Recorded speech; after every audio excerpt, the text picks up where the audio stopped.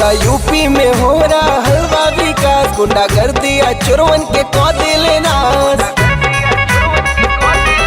पूरा यूपी में हो रहा हलवा विकास, गुंडागर्दी या चोरवन के कौदिले नाश। खुशहाल यूपी दिन रात लागे हो, दिन रात लागे हो। फेरू बनिए सीएम योगी आदित्यनाथ लागे हो। यूपी के बनिए सीएम योगी आदित्यनाथ लागे हो।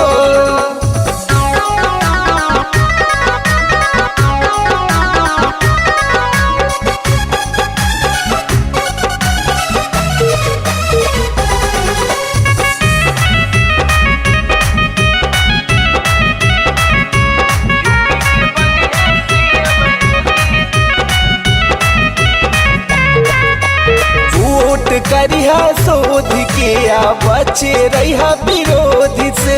पूरा देश में सीएम नहीं के अच्छा के हो योगी से। ए चाचा ए चाची कहीं साची, ढोंगी विरोधी से रउआ बची।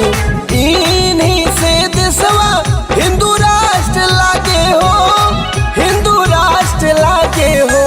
फेरू बनिए सीएम योगी आदित्यनाथ लागे हो। यूपी के बनिए सीएम योगी आदित्यनाथ लागे हो।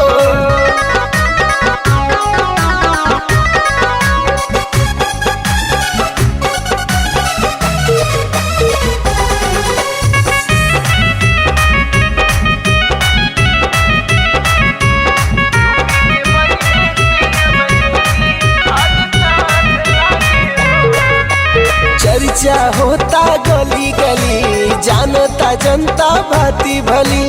एक बेरी औरी सीएम बनिए रफ्तार विकास के धली।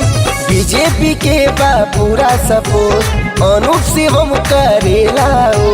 बुरा ना इनकर कौनो बात लागे हो, कौनो बात लागे हो।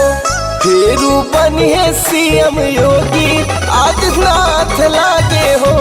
यूपी के बनिए सीएम योगी आदित्यनाथ लागे हो।